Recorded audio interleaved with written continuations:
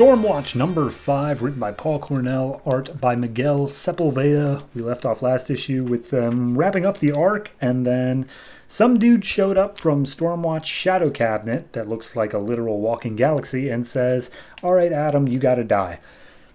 This issue picks up with him killing Adam. He's held up to a concrete slab and starts thinking for a minute. He's like, "All right, how do I make a death pit? Death pit. All right, death pit." He makes a death pit, uses the ship's force fields to keep away the other Stormwatch members from interfering, and then just drops Adam in there and kills him. And everyone's like, "Did you just kill Adam?" And it's like, yeah, he's dead, which means he's part of the Shadow Cabinet now, and he'll be with us in our realm, which requires you to be dead. And then Martian Manhunter steps in and he's like, "Oh, is he? So he's not actually dead." It's like, no, he's really dead. But the only thing he's definitely not is your team leader anymore. So let's play Who's the New Stormwatch Team Leader? And he just decides to go through the whole thing. And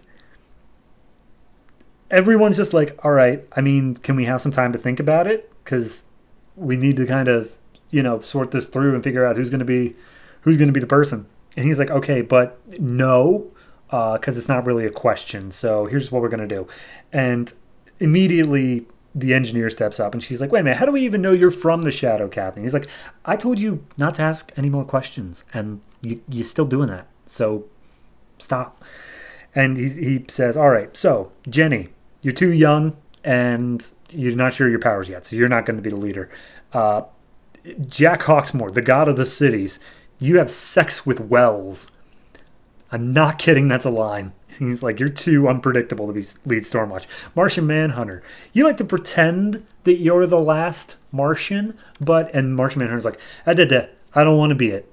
So shut your mouth. Don't you give away my secrets." And he's like, "Fair enough. You're not the leader." Engineer, you're too individualistic to lead Stormwatch, because honestly, there wasn't even much of a reason for that one.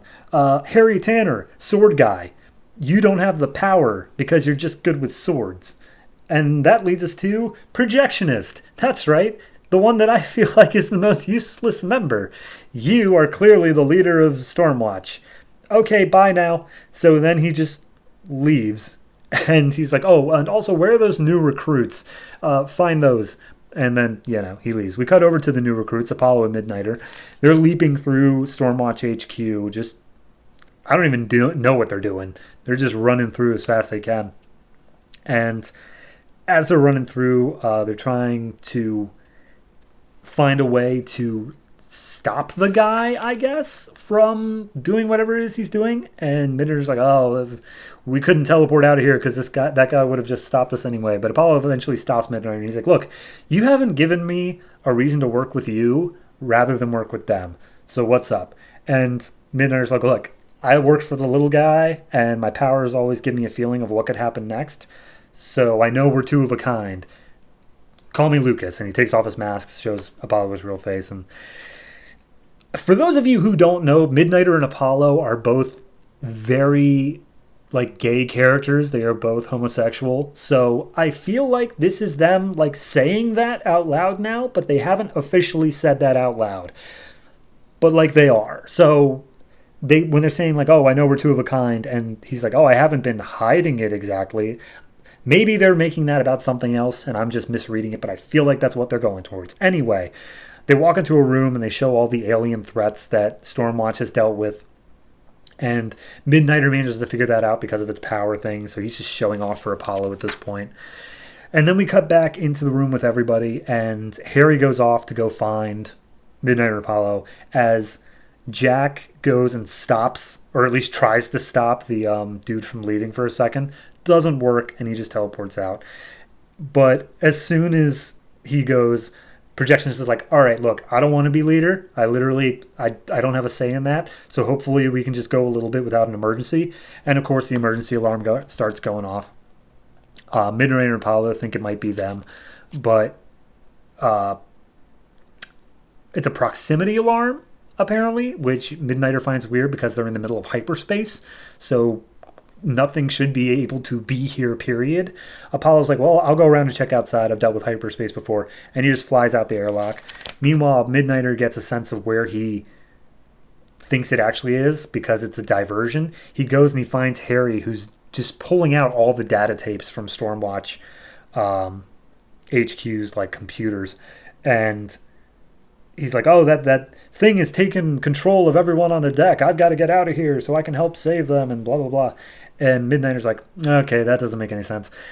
They get into a little bit of a fight, and Midnighter reveals how he's able to use his powers. Just, I feel like we haven't gotten a good explanation of Midnighter's powers yet, and this is how they're doing it. But his powers are, he can just see things before they happen, but not like in a psychic sense. It's just kind of like a feeling that this is what's going to happen.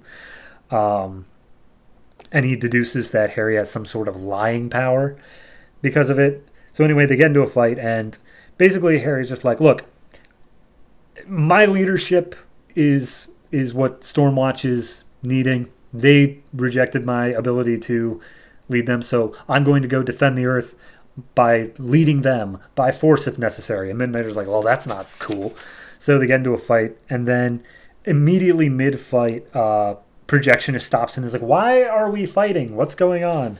Harry tries to convince her, and it's just like, "Well, all right, this will work." So he grabs Projectionist, shoots them both into hyperspace via a hyper shoot. Okay. And apparently he left a recorded message for everyone on the ship saying like, "Hey, by the way, this wasn't personal, but I've had to blow up the ship in order to make sure that the horn, the alien horn that they found back in issue 1 could not be blown. So you're all going to die in 3, 2, 1, bye." And then it all blows up. That's where we leave the issue.